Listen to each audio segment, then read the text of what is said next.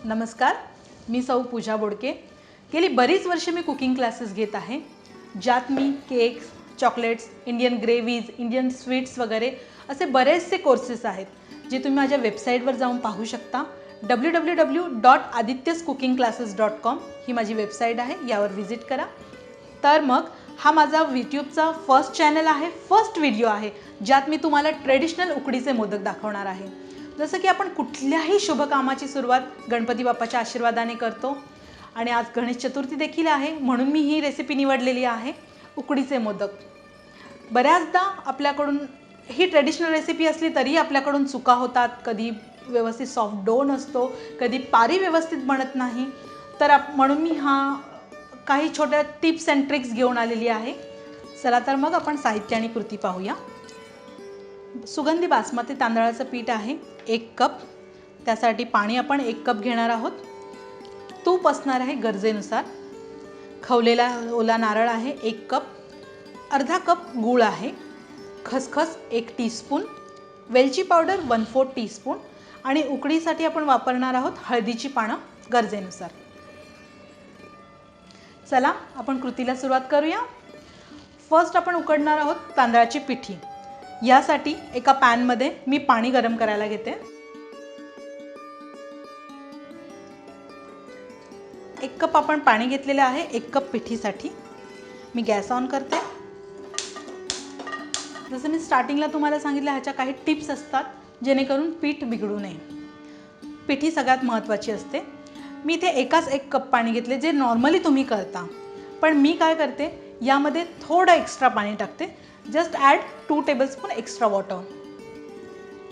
यामुळे आपली तांदळाची पिठी बराच वेळ सॉफ्ट राहते, कळ्या व्यवस्थित येतात आणि सॉफ्ट डो होतो।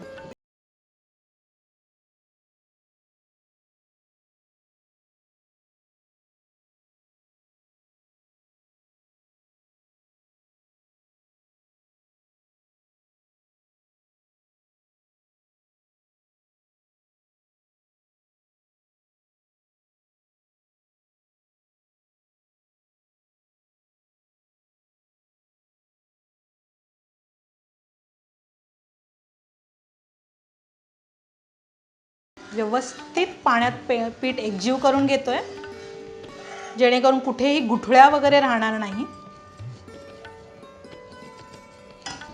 टिप नंबर 2, जसं की ह्या स्टेपला आल्यानंतर तुम्ही गॅस बंद करता, तसं न करता यावर लीड ठेवून 5 मिनिट स्लो फ्लेम ठेवायचा आहे, जेणेकरून आपल्या पिठाला एक दणदणीत वाफ येते।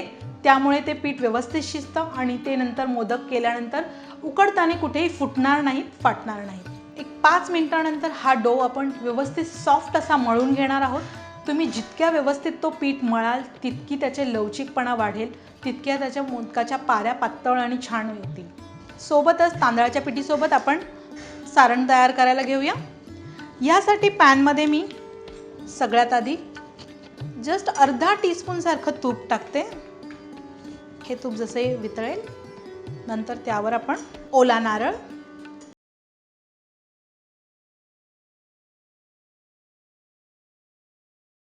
गूळ हा चवीनुसार तुम्ही कमी जास्त करू शकता।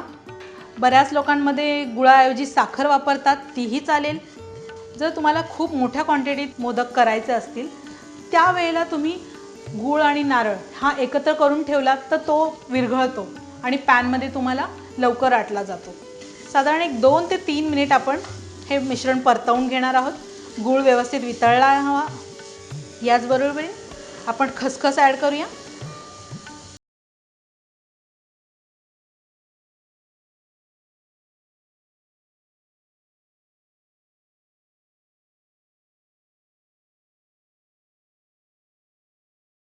असाल सारण गूळ चांगला वितळलेला आहे, सुगंधही मस्त येत आहे। हे मिश्रण ड्राय होत आल्यानंतर आपण ह्यात सगळ्यात शेवटी वेलची पूड ॲड करत आहोत। नेहमी वेलची पूड ही शेवटी ॲड करा, तर त्याचा सुगंध बराच काळ राहील।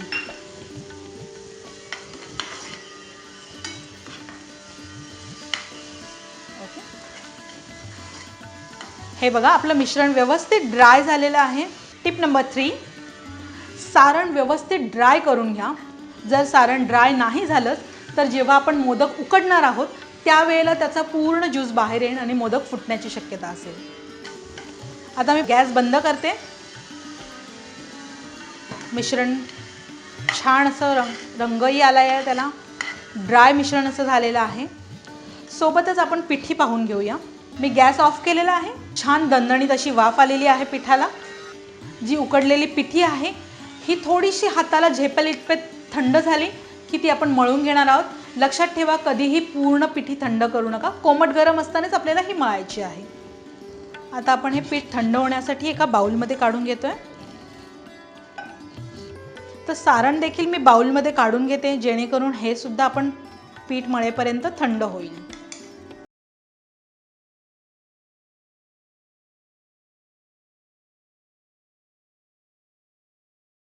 तर तुम्ही बघतायत आता हाताला झेपेल इतपत हा थंड होत आलेला आहे.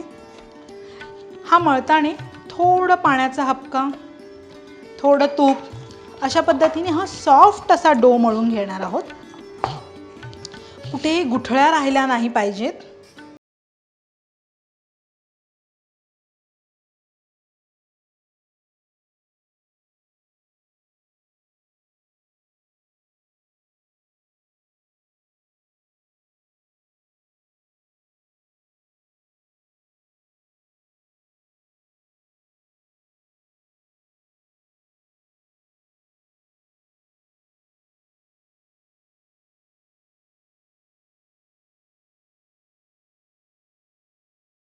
अशा पद्धतीचा डो तयार झाला पाहिजे. इथे आपण आता पाणी गरम करायला ठेवतोय. तुम्ही पाहत असाल मी कढईमध्ये पाणी ठेवलेलं आहे. त्यावर एक चाळणी ठेवतोय आपण.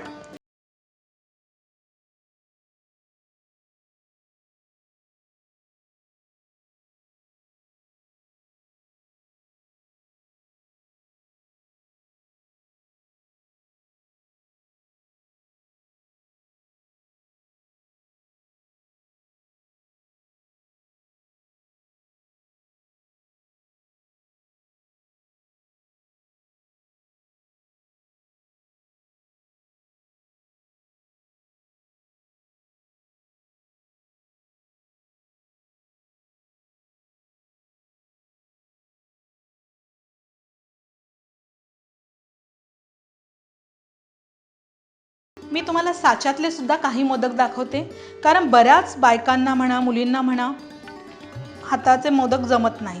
त्यांच्यासाठी म्हणून साच्यातले खूप उपयुक्त ठरतात. एक असा लहान लिंबू साईज बॉल टाकलेला आहे आपण. ह्याला मी खाली टोका, नेहमी लक्षात ठेवा टोकाची शेंडी सुद्धा आली पाहिजे.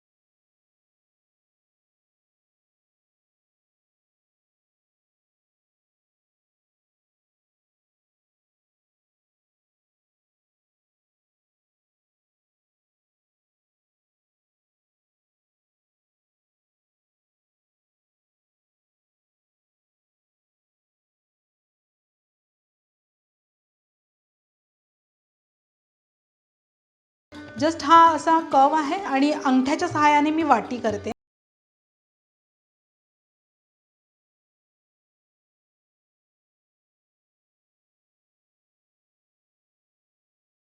अंगठे दोन्ही हातांचे अंगठे आतपर्यंत आहेत आणि ही अशी एक बाउलसारखा ह्याचा शेप झालेला आहे. कडा छान पातळ करून घ्यायचा आहे. आपण ह्या 3 बोटांचा उपयोग करणार आहोत. ह्या बोटाने पीठ पाठी ढकलणार आहोत आणि ह्या 2 बोटाने पिंच करणार आहोत. या बोटाने आपण पीठ प्रेस करतोय आणि ह्या 2 बोटांनी आपण त्याला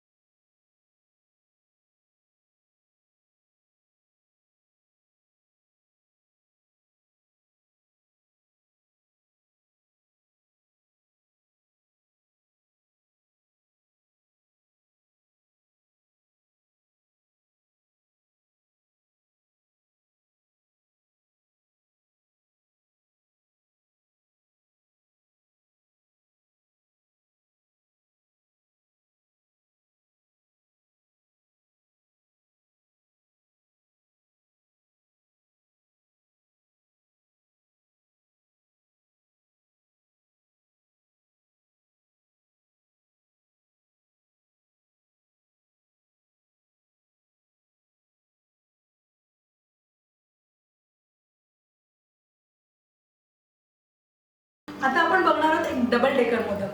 जसं की मी तुम्हाला साच्यातला मोदक दाखवला आहे, हाताने करणारा मोदक दाखवलेला आहे, आणखी एक मी दाखवते डबल डेकर मोदक. हा मोस्ट ऑफ जुन्या बायका ज्या असतात त्यांनाच जमतो, पण तुम्ही सुद्धा करू शकता. सेम मी गोळा घेतलेला आहे, थोडासा मोठा गोळा घेतलेला आहे. सेम पद्धतीने आपण करतोय.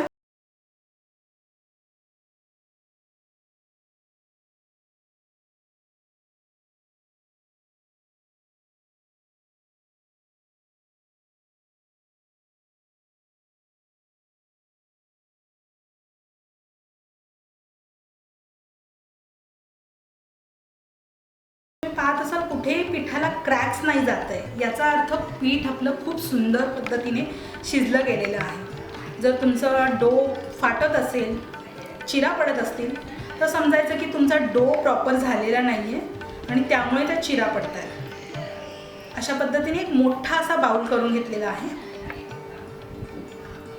आणि याला मी पुन्हा पेटल्स करते. सेम पद्धतीने पिंच करून घेतो. एका हाताने पिंच देताना मोदकाचा डो हाताने फिरवत जा, त्यामुळे तुम्हाला सोयीस्कर पडेल. अशा पद्धतीने आता आपण पेटल्स करून घेतलेला आहे. यामध्ये मी सारण टाकते.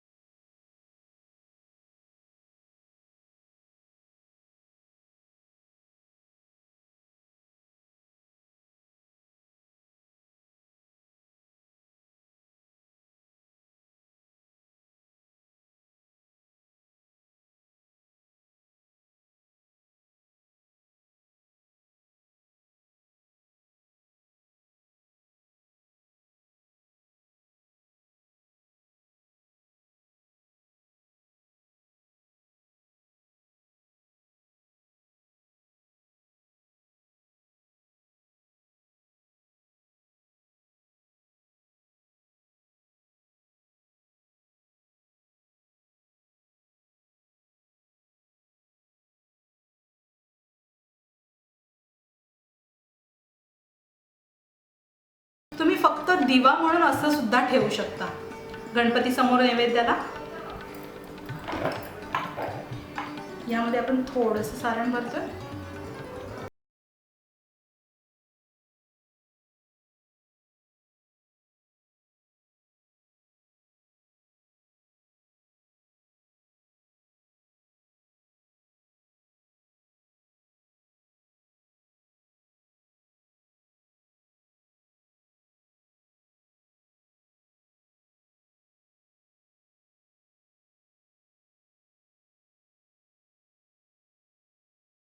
मोदक ठेवतात तर ते उलतात, फाटतात.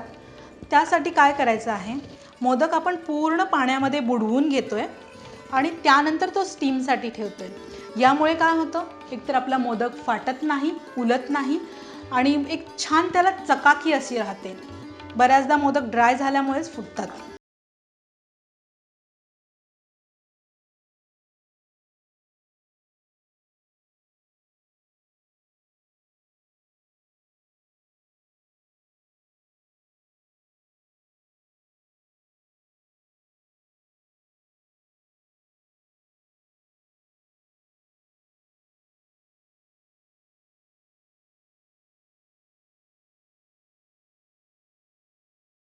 ना माझ्याकडची लीड लहान आहे, मोदक तुटेल म्हणून मी हा दुसऱ्या ठिकाणी स्टीम करून घेते. दुसऱ्या पात्रामध्ये स्टीम करते आणि ह्यावर आपण झाकण ठेवून 10 मिनिटासाठी हे मोदक स्टीम करून घेणार आहोत.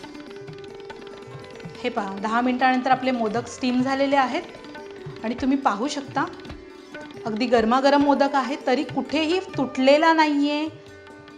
मोदक कुठेही फाटलेला दिसत नाही आहे. कुठलाही ज्यूस आतला बाहेर जो आपण सारण भरलेलं ते बाहेर आलेलं नाही आहे आणि अतिशय सुंदर असे मोदक रेडी झालेले आहे.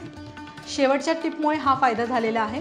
नेहमी ऑलवेज मोदक तुम्ही बुडवून स्टीमिंगसाठी ठेवाल तर मोदक तुटणार नाही.